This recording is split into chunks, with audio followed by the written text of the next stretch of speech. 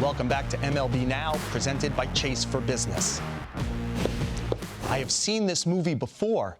In fact, I haven't seen Shawshank Redemption as often as I've seen Brian Cashman do his Yankees in Crisis media gathering.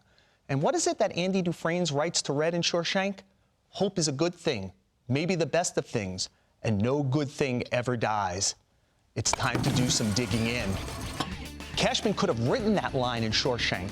It's pretty much been the sentiment these past 25 years when the Yankees are in a deep funk. He comes down to the field and in some form says, "Don't give up hope."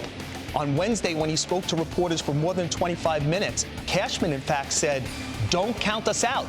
Don't give up on us." At the time he was speaking, the Yankee season was only 31 games old. The Yankees were actually over 500 at 16-15. They would win another game over the next few hours, but lose two more players to injury, Harrison Bader and Oswald Peraza in the ninth inning, an inning in which the home crowd chanted.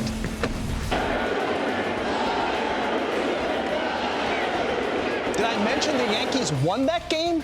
That they went to 17-15 despite $150 million worth of talent already on the injured list?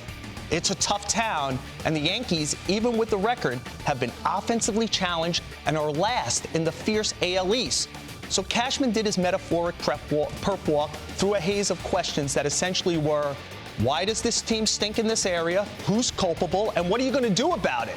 As always, Cashman offers perspective and patience, two qualities that only further inflame the ever-expanding Fire Cashman Brigade. Again, I have seen this before. I have had a lot of doubt when Cashman has said these words in the past, in troubled times, often thinking, what else could he say? But the Yankees have never failed to contend in Cashman's quarter of a century in charge of baseball operations.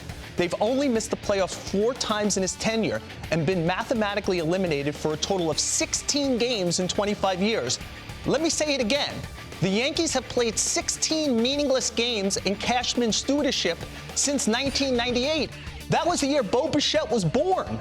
And there is a path now with Carlos Rodon and Luis Severino coming back at some point in which the Yankees' already strong run prevention could become ironclad.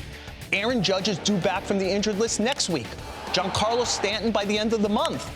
And there is something in the Yankee DNA in which even when they aren't particularly good, they still figure out how to win.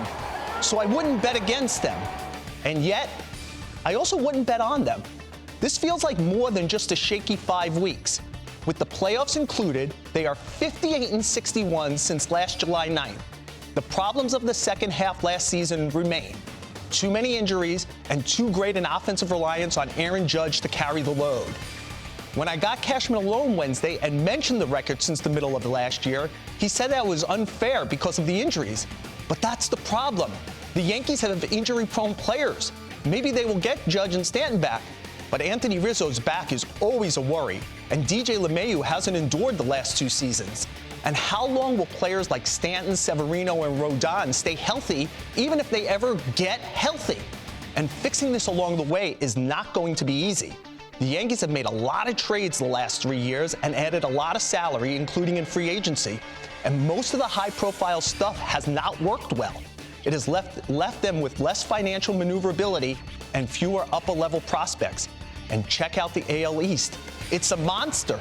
Did I mention the Yankees are 17-15 and yet still in last place in the division? History tells us that when Cashman makes his annual hope speech to trust him, that at least in the regular season, the Yankees will find a way through troubled waters. I wouldn't bet against them. But you know what? I wouldn't bet on them either.